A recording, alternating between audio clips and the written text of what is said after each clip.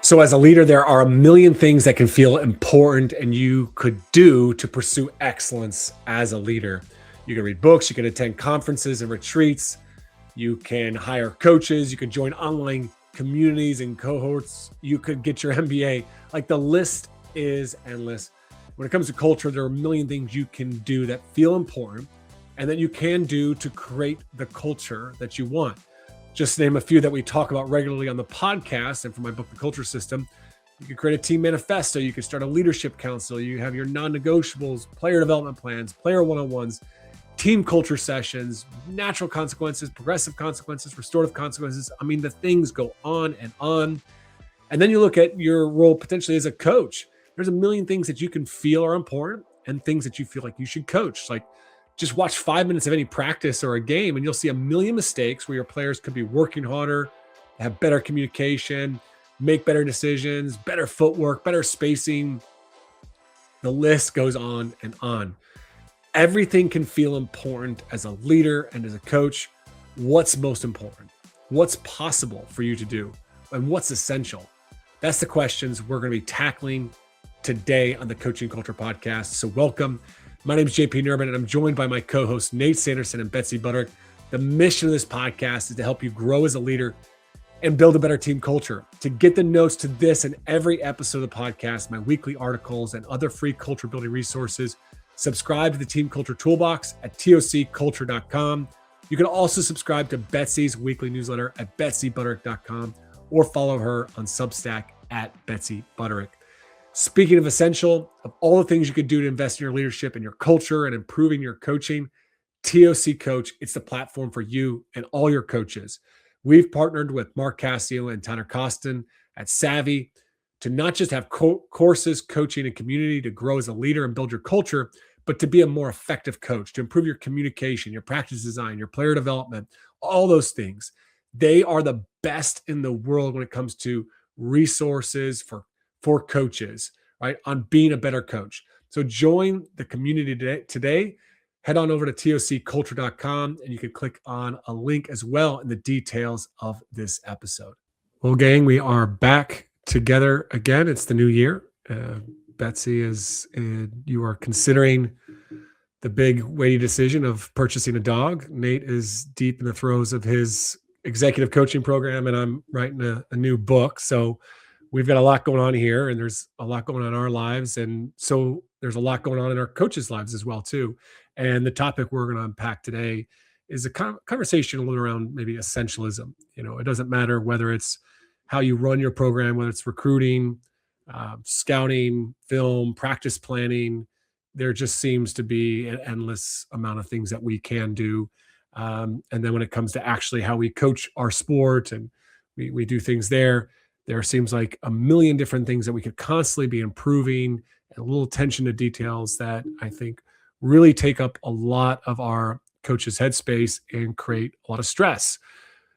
Sometimes it may be overwhelm. I recently heard Brene Brown kind of talk about the difference between stress and overwhelm. And stress, there is just a lot of things on our plate that we might need to action and do or delegate to get other people to do. But overwhelm becomes like almost like a systems failure, and we're trying to take on too much, and we actually need to do nothing. We just need to pull back and stop doing so we can get perspective on that. So maybe for coaches, whether they're stressed or they feel overwhelmed at this point, today's conversation could be a little bit of a resource for them in that sense. When we're talking about what's essential, for the record, in case my wife is listening, it is essential that we get a dog on the Sooner side because they're wonderful and it's been years since we've had one. And so very excited about that. For coaches that are feeling stressed and overwhelmed, and I always appreciate the work of Brene Brown and you bringing that into today's conversation. When there's so much to do all the time, everything can seem really important. And I don't know who said it, but I often think about that quote that says, when everything's important, nothing's important. And so how a coach determines to focus their time, energy, effort, what they deem essential now or most important now, very much dictates the experience that the team has, that the athletes have, that their staff members have with them. And that can also feel like a lot of pressure. Like, how am I supposed to know what's the most important thing for us to focus on? And so if we can help coaches that are listening determine ways that they can gain perspective or narrow perspective so as to be able to be most effective with their time and energy and effort, then I think that could be a helpful outcome for us to navigate towards today. Yeah, well, I think, when you look at the Eisenhower box, for those that don't know the Eisenhower box, it's the quadrant thing that James Clear talks about in his book Atomic Habits, where at the top right corner, it's things that are urgent and important. And then you have the left top quadrant, which is important but not urgent. And then below that, you have not important, not urgent. And then on the other side, it's just urgent and what is it on the bottom corner there? I'm getting all confused. We get the Not idea, important, right? maybe? We get the idea, right? But most coaches, we would put almost everything feels urgent and important to us in the stress of a season. When you're losing games, when players aren't listening, when the offense isn't working, right? When the learning doesn't seem like it's happening, it can be overwhelming because you want to put everything into that box. And that's really, really hard for us. Nate, I'll throw this question to you.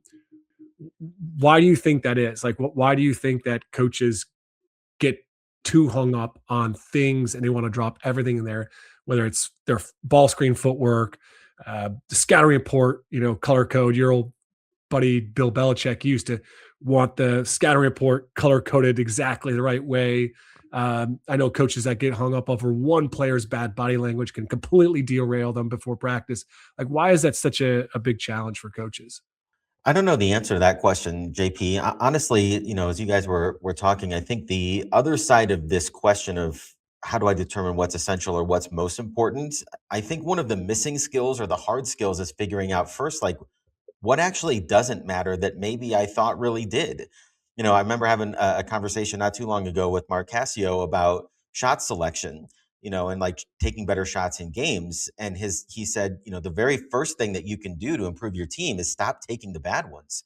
Whether you can decide with your players on what's a great shot or not, if you can get rid of the bad ones, you're going to shoot a better percentage.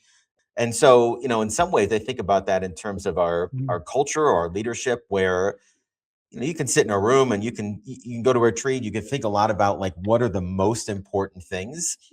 I think coaches in general are pretty good about that, at least if they've done some of the work, especially a lot of the transformational coaches that listen to our conversations here. I think what happens is like we get distracted a little bit by things that in the moment, as you said, feel urgent. They feel like they're the most important thing right now, when in the long run or in maybe a more broad perspective, they actually don't maybe matter that much. And I think sometimes we can get distracted with those things. And tactically, I think about that. If you're initiating your offense or whatever, 40 feet from the basket, if the kid uses the wrong footwork, does it really matter for the next 28, seconds of that possession? It probably doesn't. It's probably not worth stopping practice and correcting it for 5 or 10 minutes. It really doesn't matter. And yet I've been in that place where I look at it and say, damn it, why doesn't she come off with her inside shoulder? She didn't set the screen up. And so we stop and we end up wasting a bunch of time because I get fixated on a thing that really in the Mhm. broad scheme of things isn't that important, but it feels like it to me. And I can't get myself out of that. And so almost that distraction keeps me from having this perspective of understanding the things that we should really be investing in and the things that are just distractions. Mm. Yeah, but I think that's a control thing, really, for a lot of coaches. I think it's this feeling of like, well, I have control over that, that over her footwork and that, or I have control over how a player shows up into my gym. And if I allow that to happen, then I'm tolerating that, right? So that's why when things aren't perfect or the way that we think is the standard, we feel like we have to step in. I also think you look at like really great stories like the Dave Brailsford story from Atomic Habits, the 1% improvements, right? And they're like going to make the trailer for the bike shed is painted white so that they can detect any speck of dirt on their bike, right? And they do all these little 1% things. First off, the majority of us are not elite cycling team, and secondly, I think you got to look at just ROI. Like, what are your resources? And then anything you add, like how much time is that going to take you, right? Or how much time is it going to cost you, right? So even stopping a practice, okay, I could address that, but now we're not going to be able to do other things, right? So it's about trade-offs. So 1% improvements. Even this podcast, we talk about intentionality, intentionality, intentionality. Be intentional in everything you do. Is that really possible to be intentional in Mm. every single thing that you do, in every conversation, right? So blame me if you have a problem with this, maybe. You think about I was listening to the bike trailer and the, speck of dirt, and I'm also thinking about, like, how much fun my kids have had digging in the dirt and playing in the dirt and getting really dirty. And so my initial thought was like, "Yeah, okay, I get how one speck of dirt in elite cycling, can matter." And when you talk about trade-offs, JP, a couple days ago, I took our youngest, who's 2.5, to one of those, like paint your own pottery type things. And arguably, like, is it a waste of money because she's 2.5 and she can just paint like watercolors at home? Maybe. But I wanted us to have like a new, unique experience. So she picks this unicorn. So we've got this ceramic unicorn, and she picks the colors of paint, and they bring us our palette. And I showed her, like, you can dip the color and then just rinse it in the water and dab it on the sponge and then go again. So she decides that she will dip the brush in the water and then dip the brush in all 5 colors that we have, and then dab it on the sponge and then paint the unicorn. And the unicorn we saw on the shelf was beautifully painted, like rainbow mane, rainbow tail, white body, and she loved it. And I'm watching as these like smudgy, purplish, brownish, stripes get painted all over the unicorn. And I had a brush in my hand, and I was very much like, no, like, and maybe I'll just fill in where she doesn't fill in and it'll look half okay.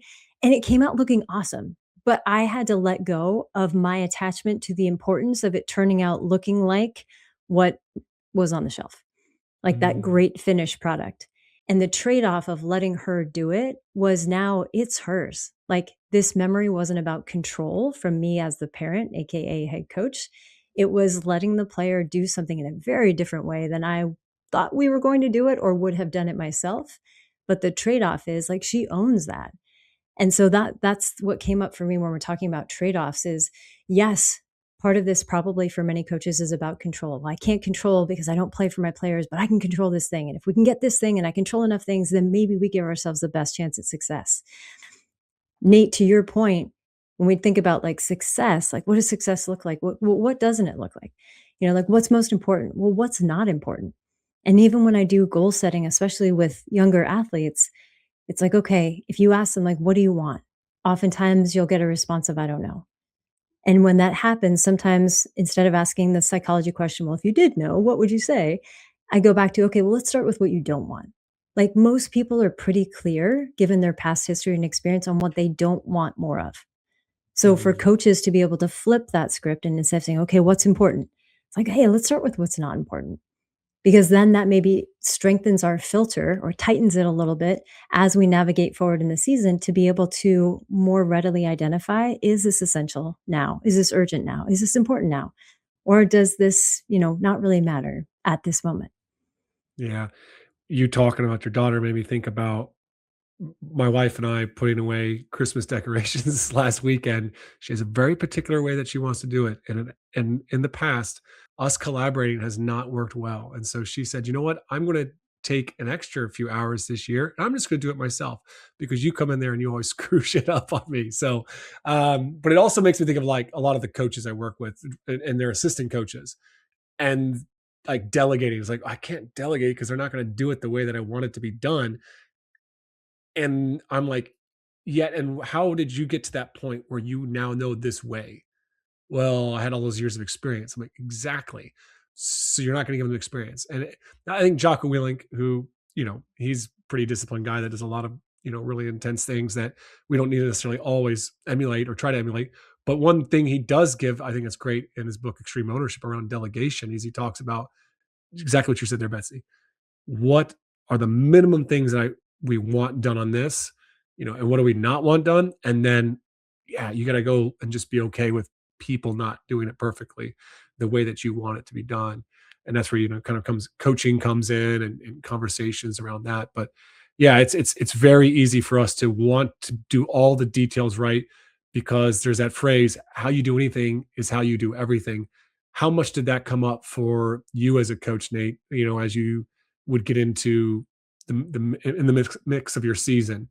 Well, that's one of my least favorite sayings of all time, actually, JP, because I find it to be completely untrue in my own life. Like the attention to detail an investment I would give to my team compared to, something else that I'm doing, it's not close. I mean, and I don't know that that's reality for very many of us, that we do everything the exact same way with the same intention and the same attention and the same investment of energy. So and I think that sometimes people can trap their teams in that mentality too, like that everything has to be exactly a certain way all the time. And I'm not sure that that's the case. And one of the things is, you guys were talking a little bit there about like identifying or recognizing, what really matters and what doesn't, is like just asking that simple question of, well, what if we didn't come off the ball screen like that? What if we were a minute late to practice? Like, and just sort of exploring the future of that. Like, is that really going to cripple our culture? Is that really going to affect the way that, we can compete in a particular game? And sometimes the answer might be yes. Like if you're facing an offense that does the same thing every time and you can't stop it, you better spend a lot of time on it. There's no question about that, right? But if you're talking about a set piece that you might see once or twice a game, maybe it doesn't really matter if you give up a couple points, on that thing. So I think that's where my thinking over the last, I don't know, probably 10 or 15 years has really broadened, in a sense, where I'm just a little bit more open to maybe all these assumptions that I had about even consistent effort in practice. Where there are times where we would do something intentionally in practice that doesn't require great effort, and started trying to layer, like, we're going to ramp up here, we're going to back off here, we're going to ramp up here, we're going to back off Mm. here. There was a little bit more of a rhythm, a timber to practice in terms of going hard and then backing up a little bit, because I thought that was good for their bodies. I really thought it was good for their brains, to be able to have a break for a second without having to maintain this laser sharp focus where they're afraid of making mistakes all the time. And so just experimenting with that and kind of recognizing my own assumptions and starting to question them a little bit, I think has been good for me over time. And Nate, I think you make such an important point because even, as you're talking, I'm thinking in my head, like how often when I'm working with coaches or programs, this idea of what we permit, we promote, and what we allow, we encourage. And so you mentioned a minute late for practice. I'm like, it all falls apart, if we like allow someone to be a minute late. And even when we're talking about the ball screens, I think a middle ground can be, even just for our own sanity as coaches and not having to police everything, is okay, when let's say we're a minute late to practice, or when in this game, we're not going to spend a lot of time in the days leading up to it working on how we're going to defend this back screen or this ball screen, because the reality is this team doesn't do it effectively that often.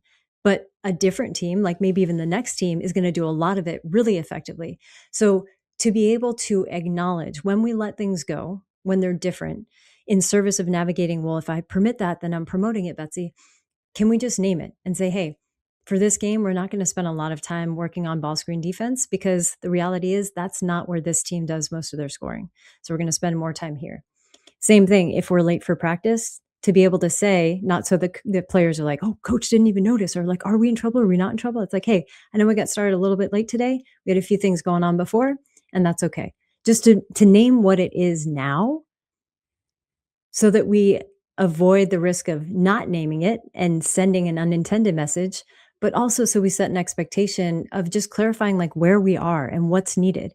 Like maybe the most important thing today isn't being on time for practice because we had an event that was, part of a community organization beforehand. Maybe the most important thing today isn't our ball screen defense, and that can change in the future depending on who we're playing. Because a criticism that I hear of a lot of today's athletes is they're so inflexible. Like they have to know the answer for everything all the time.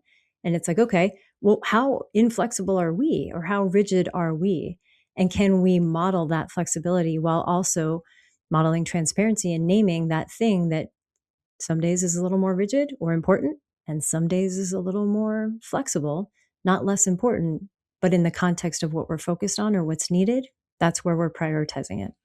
Here's a thought experiment for us here, based off of what you guys just shared there. Let's take three buckets: culture, leadership, coaching, right? You can go into those because I know, Nate, you talked a lot about the coaching aspect of it. But in those three buckets, where have you seen, or where have you let go of something that was good, a good standard, something good to work on, right? I'll start us off. Like, I used to be really rigid in my morning routine. It was like dialed in, it was 5 a.m. to 5:30. And that was good for me for a while, but then it became something that when it didn't go well, it was like I was off kilter. And so I started to introduce a lot more flexibility. I think about when I was coaching for years, it was like, I got to go back and we got to teach the defensive fundamentals and we got to start from ground zero and we got to have all the pieces in place so that we can play defense right. And then I stopped teaching defense mostly and was just like, let's just teach them to compete. And then we'll filter in and add a few things on defense as we see fit. Not saying everybody needs to do that. Somebody says that's horrible, JP, and maybe that's why you lost so many games. But right, the big thing here is like I was making decisions so I could focus on other things. And when I did that, I've seen a lot more by dropping good things. I've seen some benefits. So I'd be curious, maybe in those three buckets, where else have you seen somebody drop something that was good? Well, I can think of two examples right away, and I'll use a basketball example first, very broadly, similar to what you're saying there. Like, I much more believe now in function over fundamental than I did 20 years ago when I started. What I mean by that Mm, is when a player closes out on defense, I used to care about choppy steps and your toes have to be here and all that type of stuff. And now I'm much more like, well, does it work for you? Does the function of stopping the ball, whatever your feet are doing, work for you? Can your body self-organize? Great. Do you need some tips to help you? I can also do that. But like, we allow mm. players to find function rather than trying to conform them to a specific universal fundamental, which I think addresses Betsy's point from before, where players always want the answers, but we would prefer to give them the tools to find their own answers. And so if we give them the objective, push the baseline or whatever it is, and let them figure out what works for them, I think players actually enjoy that problem solving more. And that applies to all kinds of different quote unquote fundamentals in the game. And maybe you were already going there, but function over fundamental applies the same with culture. The amount of coaches that want to put together a 60-page standard guide because they want everything addressed in their program. It's just like, do you need that? No, like what do you actually need standards wise to actually move the needle as a program? Yeah. And one of the quick examples that I thought of as you were talking to is body language, right? So, I remember this has been years ago, but with, a couple players that were just not very animated, and you just look at they don't smile a lot. They're introverted. But they're involved. They're engaged, but they're not the ones that are jumping up and down on the bench. And they're not necessarily the ones that are coming out with high fives for all their teammates. And in other sports, they were forced to be that person because that was the rule. That was the standard. And they hated it because it was so outside of who they actually were, their authentic self. And so for us, we just let them be who they were and understand, okay, let's talk about how you're contributing to the culture. It doesn't have to look like somebody else who's extroverted and energetic and all of that. But here's the one rule for you. You can't refuse a high five. So if somebody's coming to you, you got to acknowledge that in some way. You can't leave somebody hanging, but you don't have to go out and get 50 high fives every game just because the point guard does. Like, you find a way to be you that makes us a better us. And again, that's allowing them to find function without necessarily conforming to a universal fundamental when it comes to something like body language in the culture. As you're both talking, I was reflecting as well, and you mentioned, JP, that 60-page document on team culture because I want to make sure that I cover everything so that we nail our culture. And two coaches that I've worked with recently, both head coaches, different sports, both female, they said that we have one rule. And the one rule for one coach is be early. Because for her, be early covers so many cultural buckets. Like, be early to practice means be prepared to practice. Like, be early with your communication means be proactive about your communication. Be early with your conditioning, like put in the work before it's needed so that it's as easy as possible for us to do what we want to do. And then the other coach, her rule for the team and her staff is do your job. Like, when everyone understands what their job is and we do our jobs collectively to the best of our individual ability, we're probably going to be okay. And then we'll make refinements along the way. So being able to simplify for the purpose of, like you're talking about, that flexibility, that function, how do we function together? Because sometimes we think, oh, if we cover everything, then everyone knows exactly how to function well. But sometimes when we cover everything, it inhibits function because now I feel constrained to the point where I can't make a wrong move or else it all falls apart. So culturally, Mm. that's one thing that came up for me. Personally, something that I'm currently working on is um, this idea of doing less, and not in a lazy capacity, but specifically in conversations. Not every comment, not every piece of information is something that I need to respond to right now. It doesn't mean that it's not important to me. It doesn't mean that I don't value it. But for example, when my wife and I are having more tense or stressful conversations, I've learned that giving her space and time to think through or process things allows us to come back and have a better conversation than if I continued the conversation past the point where I noticed she's already starting to shut down or frustrated by where the conversation has gone. And I'm really starting to play around in that space in a couple different areas, both personally and professionally. It's like, okay, this is what you would normally do. This is your initial reaction. What if you did the opposite? And seeing what comes Mm. up in that space has been really interesting and very much still in a state of exploration.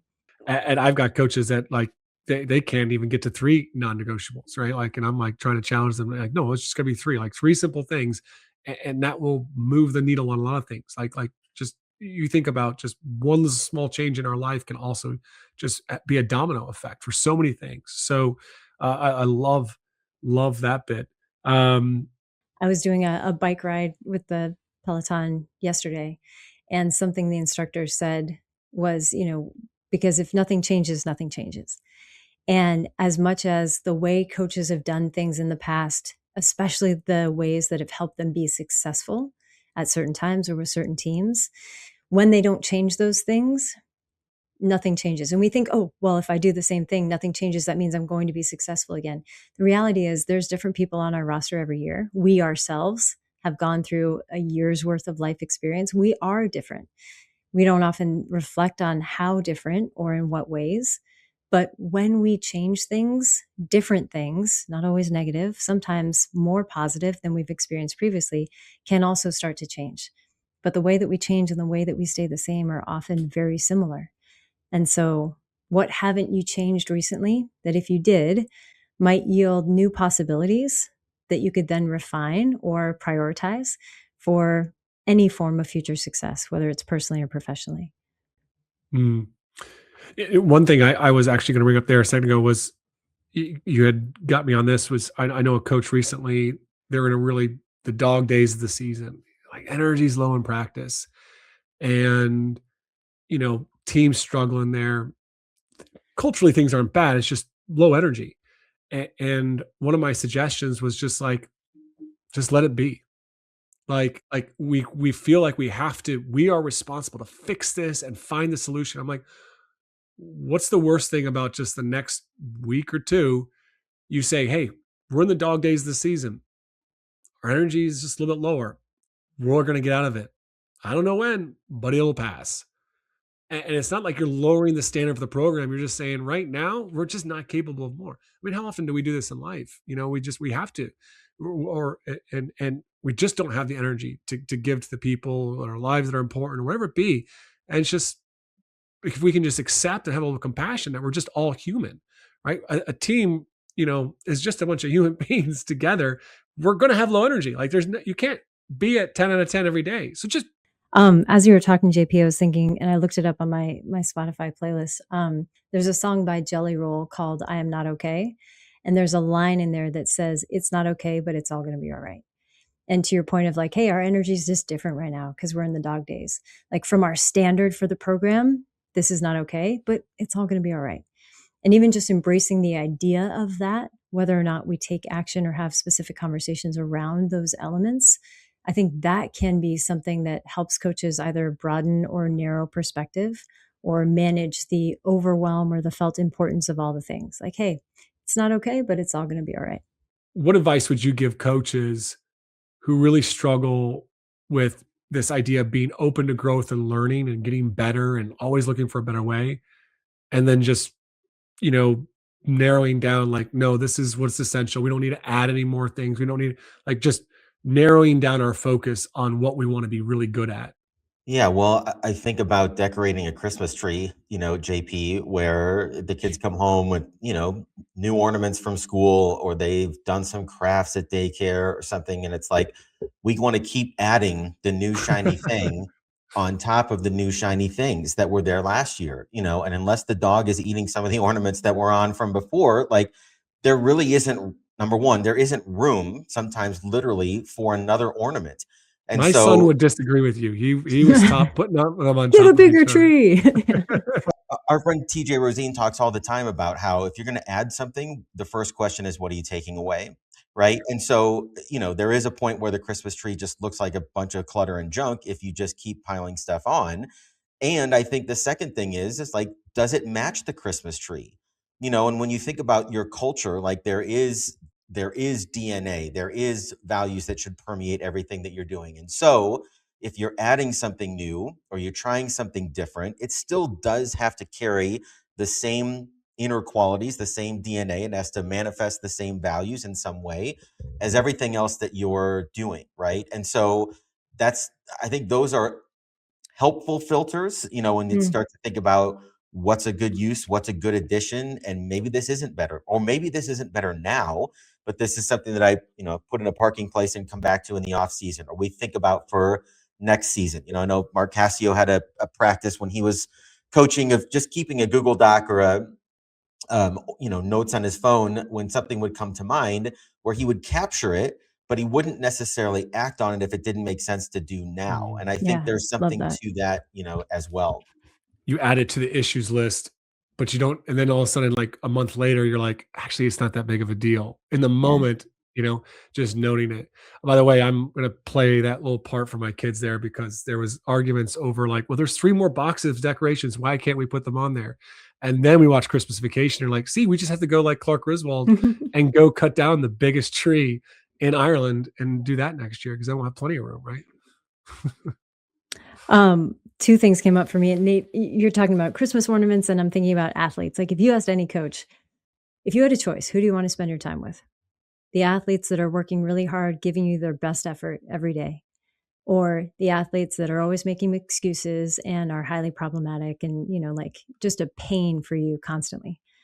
Without fail, coaches would pick ornament number 1, the first athlete. And yet consistently across sport, we see coaches spend their time and energy on trying to change or remedy the disruptive behaviors of the few, which takes their focus off of those that are doing really well. And 2 phrases when we talk about perspective, and I experienced these at different times in my life. One was a coworker who had a habit of saying, yeah, but did anybody die? And I remember the first time I heard it, I was like, oh gosh, that is like so morbid. And I think about the movie The Hangover, and he's like, but did you die? Right. And it's like, okay, that really, like, it got really dark, but also like, that's a great perspective piece, right? Like, what is most important? And of all the catastrophic, awful things that could happen, how big a deal is this really? It might feel very big in the moment, but when we put it in a broader context, whether that's within our sport or within our life, how much does this truly matter? The other thing, and I coached with Heidi Vanderveer for 7 of the 10 years that I was in college basketball. Great human being. And it was year 1 of working together where I had just recently gotten out of a 2.5-year relationship, really important relationship at that time in my life. I was early 20s. And I remember fairly early in the conversation when I told her, yeah, we broke up. She's like, I know you're upset, but in a year, is this really going to matter?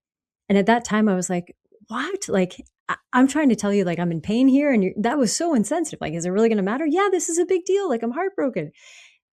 But also her point, because in a year, it didn't really matter. It was the most important thing in the moment, like soul crushingly so. But with a broader perspective from someone who was 20 years older, like, is it really going to matter? And it's really challenging to know sometimes if this is going to matter, whether it's a year from now or even a week from now, or like you said, those voice memos, like tomorrow, is this going to be as big a deal? We don't know.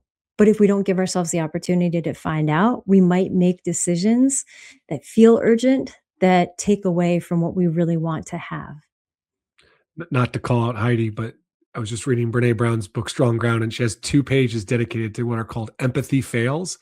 That comment by her is an empathy fail. Oh, totally. It's probably not Yeah. necessarily what you need in the moment, but the perspective, yeah, you get it. But Yeah. it's one of my favorite coaching questions to ask when coaches talk about fears is, well, what's the worst thing that could happen?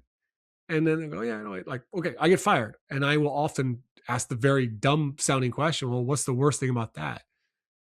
And there's oftentimes this pause. It's just like, well, but maybe there actually could be some things because this job is very stressful. Like it shifts their perspective. It's like, it's not maybe the worst thing that could happen in my life to be fired. It may feel like that in the moment, um, but it puts perspective. And this is, I don't ask them that once they've been fired, which is a new tradition we're going to start here on the podcast in 2026, where our guests can submit a question that we'll answer. And if we have guests on the podcast, they will be answering as well. So yeah, all our listeners podcast can submit. And we have a question already.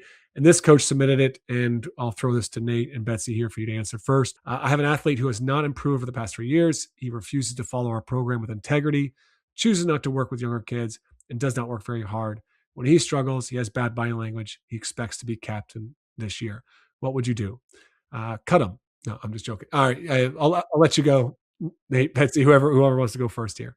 Um, Two different paths come up for me immediately, and I am responding right away, even though I could wait and not. But in the interest of time, one is depending on the individual, and if this individual has not made progress in various ways over 3 years, it's unlikely that this path may be successful. But for coaches that might have an athlete that is more reflective or aware, this could be helpful. Is to kind of lay out factually, like the things they have done, haven't done, what the team needs in terms of leadership, how they do or don't fit into those roles. So objectively, or at least more objectively than in our own minds, they can see visually that these things do or don't line up. The second thing is, if this isn't part of your process, and I've watched this happen, there was an individual who very much thought they should be a captain. And the way that this program did it was anyone who wanted to be a captain, they had to essentially talk to the team and tell them why they think they would make a good captain. And then it was an open forum. They got to answer whatever questions their teammates had about their ability to lead.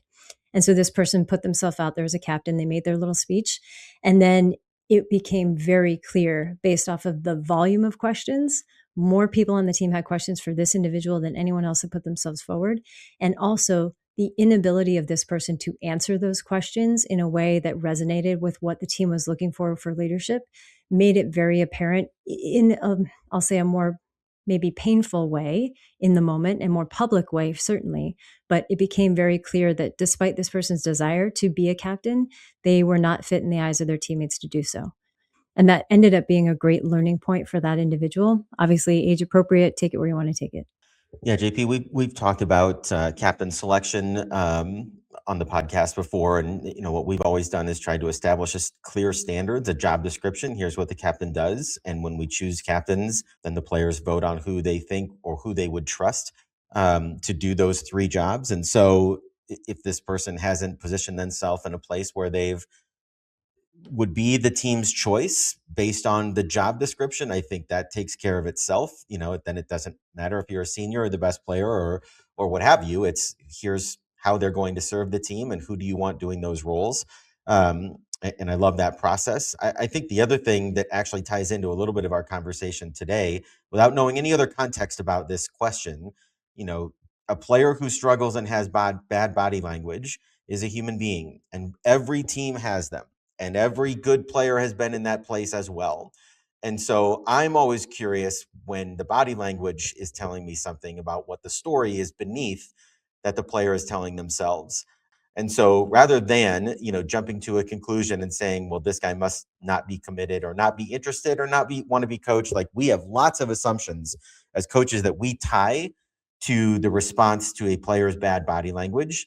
I have learned over the years just to be more curious about that than judgmental. And that's not always easy, but I would refrain maybe from making too many decisions just based on that, because if you catch any of us on the wrong day, I don't want to lose opportunities or my job or someone's dressed simply because I had bad body language when things weren't going my way. That's a pretty human response to things that are tough in life.